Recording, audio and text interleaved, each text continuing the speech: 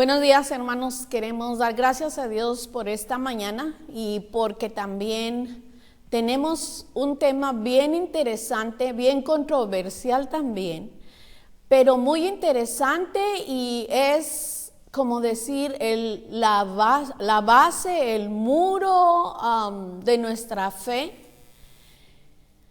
Y vamos a ver en esta mañana primero a los Corintios 15 del 1 al 8 y luego vamos a brincar al 20. Queremos leer esta parte porque la resurrección del Señor Jesús ha sido de verdad muy controversial. Dice nuestro comentarista: la resurrección de Jesucristo, sin embargo, está fundada sólidamente y validada por testigos oculares. No había la menor duda de entre las personas que vivían en Palestina en los días en que Jesús murió y resucitó. Incluso los historiadores de la época y los filósofos romanos y griegos no negaban el relato bíblico. Finalmente, afirmamos que Cristo murió por nosotros porque la historia lo confirma. Flavio Josefo, el historiador judío del primer siglo después de Cristo, narró que los principales judíos de la época lo crucificaron. Tácito, el senador e historiador romano, escribió a principios del siglo XI después de Cristo, 20 años después que Josefo, que Jesús sufrió una tortura y muerte terribles a manos del procurador Poncio Pilato. Durante el tiempo del emperador Tiberio, Luciano, el filósofo y escritor sirio, contemporáneo de Tácito, se burla de los cristianos porque siguen a un hombre que fue crucificado como un criminal. También Celso, el filósofo griego del siglo II después de Cristo, critica a los cristianos porque su Salvador había muerto colgado de un madero. Dice aquí que cómo es posible que ellos entendían que no podían silenciar tan grande cantidad de testigos, pues Pablo escribe que en una ocasión se apareció a más de 500 hermanos que vieron y escucharon a Jesús después de su resurrección. Ahora vamos a abrir nuestra Biblia en 1 Corintios y vamos a leer los versos 1 al 3 del capítulo 15. Dice así la palabra de Dios. Además, os declaro, hermanos, el evangelio que os he predicado, el cual también recibisteis, en el cual también perseveráis, por el cual asimismo, si retenéis la palabra que os he predicado, sois salvos, si no creísteis en vano. Porque primeramente os he enseñado lo que asimismo recibí, que Cristo murió por nuestros pecados conforme a las Escrituras. Cuando Pablo se refiere a que Cristo murió por nuestros pecados conforme a las Escrituras, él está citando esto para que los judíos a quienes él predica reconozcan que todo esto vino a ser cumplido en Cristo Jesús. Las Escrituras. Yo estaba contando cuántos salmos hablan de la crucifixión y muerte de Jesús y eran 16 salmos. Solo los salmos, sin contar a Daniel y sin contar a Isaías y sin contar varios otros profetas que mencionamos en la semana pasada. Dice aquí que hay dos grandes fiestas para nosotros, la Navidad y la resurrección.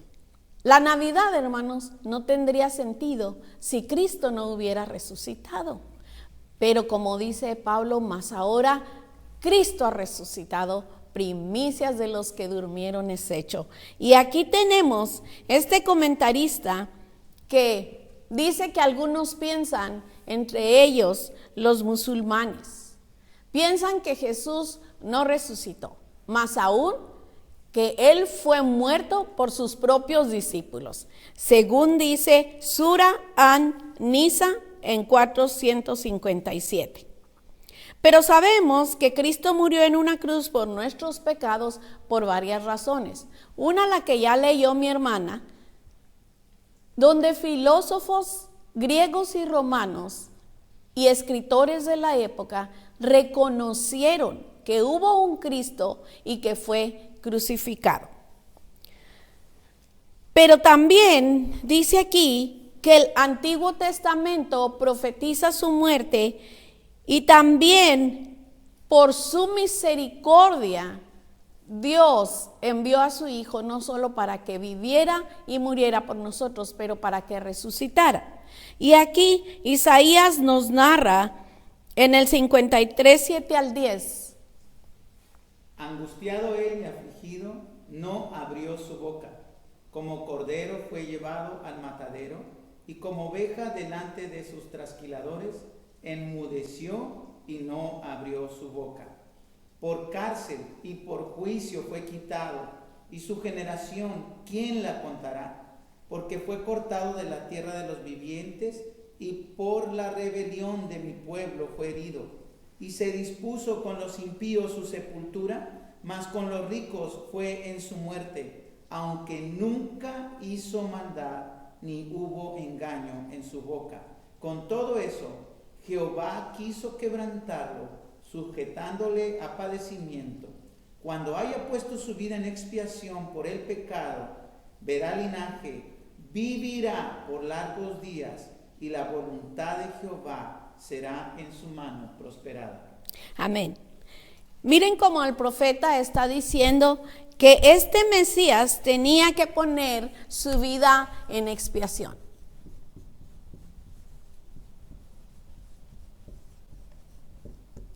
Y expiación quiere decir pago por el pecado.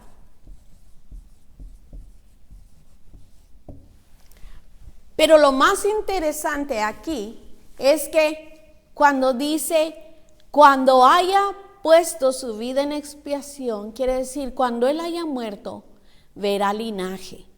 ¿Cómo vería linaje si no hubiera resucitado? Eso es ridículo. Un muerto no ve. Entonces, dice, cuando haya puesto su vida en expiación, dice, verá linaje. ¿Qué nos está hablando ahí el profeta Isaías? Nos está hablando de una resurrección, ¿verdad? Aunque no menciona los días, pero incluso Daniel estaba hablando que era necesario que ese Mesías diera su vida en Daniel 9:26. Dice así: y después de las 62 semanas se quitará la vida al Mesías, mas no por sí. Y el pueblo de un príncipe que ha de venir destruirá la ciudad y el santuario, y su fin será con inundación, y hasta el fin de la guerra durarán las devastaciones. Aquí vemos cómo Daniel, muchos años, 700 quizá un poco más, estaba escribiendo acerca de un Mesías que debía ser muerto. Y Jesús mismo les dijo a sus discípulos en Lucas, como 3 meses antes de ser muerto, que iba a ser muerto por los escribas y fariseos, pero que era necesario que él muriera, porque si el grano de trigo no cae a tierra, no lleva fruto. Así que él les estaba enseñando a sus discípulos, conforme las Escrituras, tengo que ir a la muerte. Pero ¿qué nos dice 1 Corintios 15:4? Dice, y que fue sepultado y que resucitó al tercer día conforme a las Escrituras.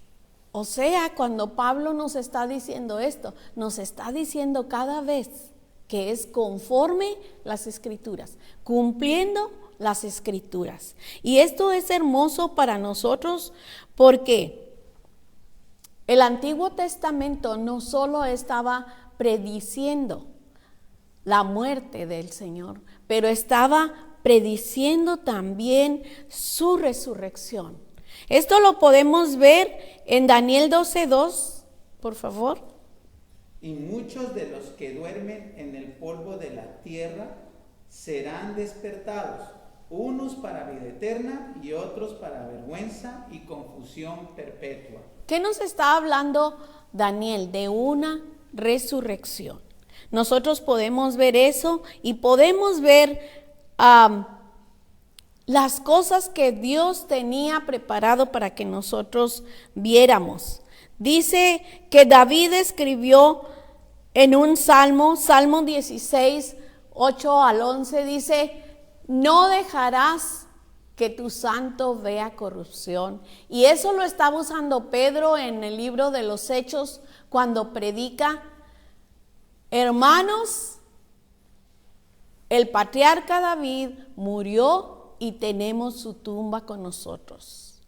Pero él, siendo profeta, no estaba hablando de sí mismo, sino de aquel que vendría después de él. Y él murió y resucitó.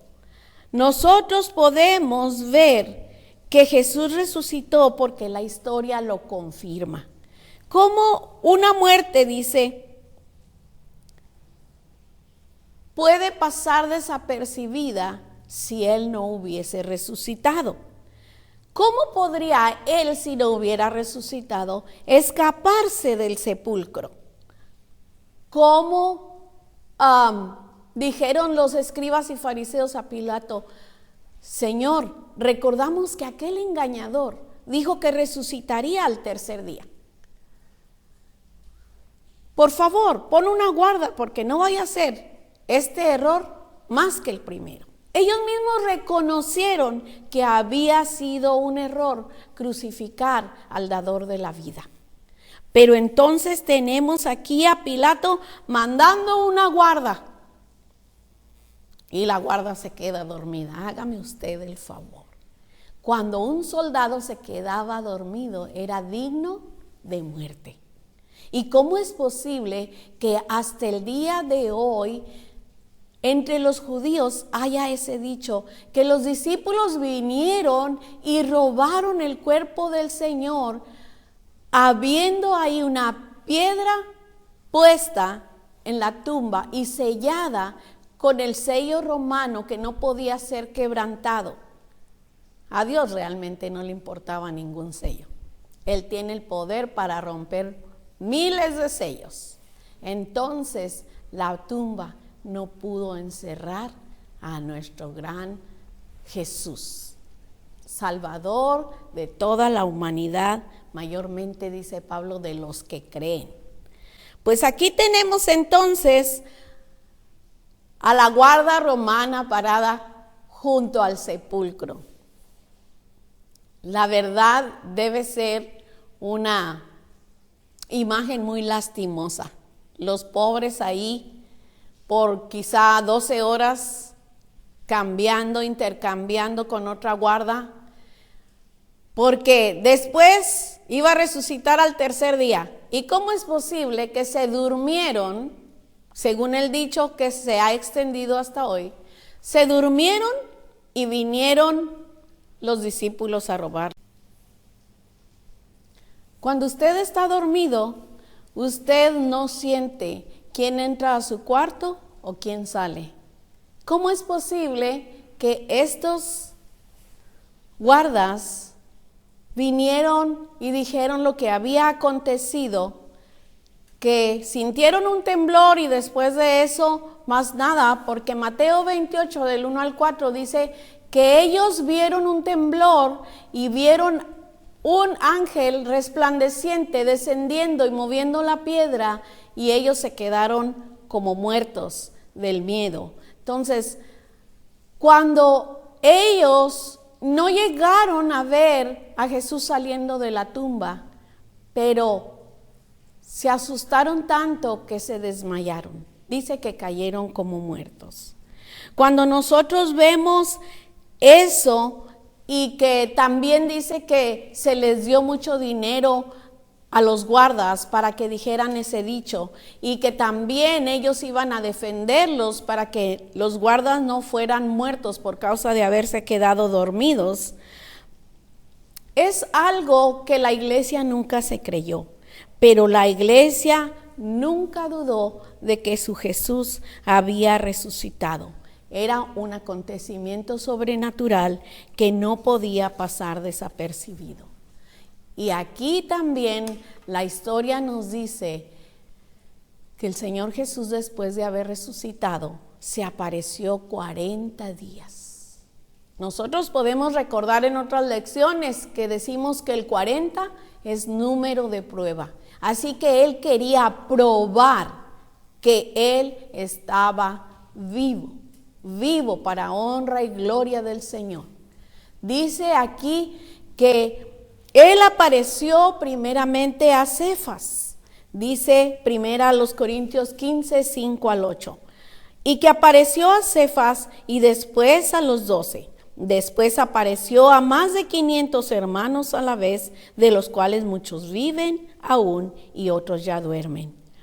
Después apareció a Jacobo, después a todos los apóstoles y al último de todos, como a un abortivo, dice Pablo, apareció a mí. Realmente a los apóstoles se les apareció 2 veces. Dice la Biblia, una estando los apóstoles, pero Tomás no estaba ahí. Y otra, cuando Tomás estaba ahí. Pero también el Señor se apareció a las mujeres que fueron a ungirlo a la tumba. Ellos lo confundieron con el jardinero. Pero después, cuando Él les habla por su nombre, ellas corren de gusto y van y avisan a todos los apóstoles. Entonces Jesús aparece a 2 que iban camino a Emaús y nosotros podemos ver que de verdad eran más de 500 hermanos. Nosotros vemos que el testimonio cuando delante de la ley tiene que ser de 2 o más testigos. Si estos testigos vienen a testiguar delante de la ley, más de 500 hermanos, ¿en qué sala los meterían para poder dar testimonio? ¿Y cuántos días se necesitarían para tomar el testimonio de tantos testigos? Dice aquí que cuando Jesús se resucitó, se presentó con muchas pruebas, y cuando dice pruebas indubitables. Indubitables quiere decir no hay lugar a duda. ¿Ok? Yo diría que no hay lugar ni siquiera para la letra D, menos para la duda. La evidencia en el Nuevo Testamento de personas que lo vieron, la evidencia de sus discípulos, la evidencia de más de 500 personas, es de verdad acogedor que gente no crea. Pero además, ¿por qué no creen? Porque el asunto de alguien resucitado es una idea descabellada. Pero ¿cómo es posible que Jesús se apareciera a tantas personas de tan diferentes contextos culturales y socioeconómicos? Él no se presentó solo a personas, como dice la palabra de Dios, sin letras y del vulgo. Él se presentó también con Pablo. Pablo era estudioso. Él era rabí. Así que él había ido por muchos años a la escuela, ¿verdad? Pero dice aquí, cualquier psicólogo afirmaría que la alucinación es una experiencia individual y es imposible que tantas personas hubieran experimentado lo mismo. La resurrección de Jesús sin duda puede generar y genera muchas preguntas y debates. Qué emoción, hermanos, qué emoción que nosotros creamos en ese Jesús que genera tantos problemas, tantas divisiones, tantos debates. Hermanos, estamos del lado del vencedor, porque si Él venció la muerte, hermanos, la venció en su propio terreno, porque fue a la tumba. Así que si Él venció la muerte, ¿qué no puede vencer, hermanos? Dice aquí la palabra de Dios, quiero finalizar con este verso que también está en el capítulo 15 de 1 Corintios que estamos viendo en el verso 20. Mas ahora Cristo ha resucitado de los muertos, primicias de los que durmieron es hecho. Quise venir hasta este verso porque esta parte, primicias,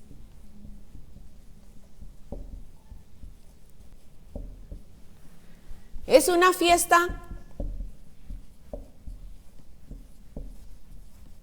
judía y quiere decir primeros frutos. El Señor Jesús vino a cumplir la ley y Él lo dijo, no vine a abrogar la ley sino a cumplirla. Y cuando Él muere, que está cumpliendo la ley, que está cumpliendo las escrituras, Él también está cumpliendo con las primicias.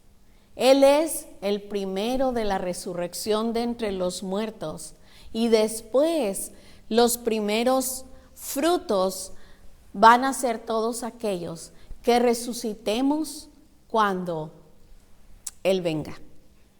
Pero si no estamos muertos y Él viene, Él nos va a llevar todavía como primicias delante de su Padre.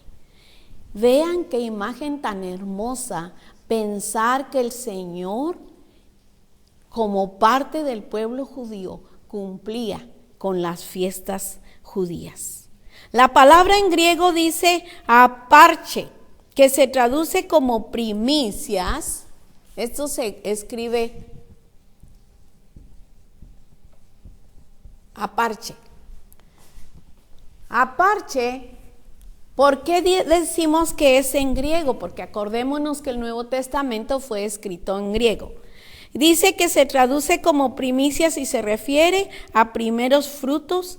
Era parte de las primeras cosechas que el labrador levantaba y las llevaba a la casa del Señor como ofrenda.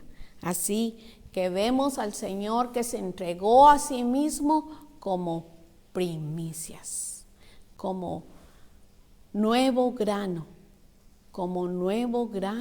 resucitado. A Él sea toda honra y toda gloria. Y hermanos, tenemos que dar gracias a Dios porque si Cristo no resucitó, dice el apóstol Pablo, vana es nuestra fe y vana también nuestra esperanza. Mas ahora Cristo ha resucitado, primicias de los que durmieron es hecho. El Señor les bendiga. Vamos a orar para despedir esta clase. Señor, te queremos dar gracias en esta mañana por la oportunidad que nos das de exponer tu palabra y también, Señor, por la oportunidad que nos das de venir delante de ti a pedir, por favor, que tengas misericordia y compasión de esta tierra, Señor. Por favor, estamos atravesando una prueba muy dura que sabemos que no se ha escapado de tu control, Padre, ni se te ha salido de las manos, pero probablemente tú nos estás probando, Señor. Solamente te pedimos tu fortaleza para que nosotros la pasemos y que saliendo de esto, Señor, nosotros podemos levantar nuestros ojos al cielo y reconocer siempre que tuya es, Señor, toda honra y toda gloria y que tú gobiernas sobre los habitantes de la tierra y sobre los poderosos que ellos han negado al justo.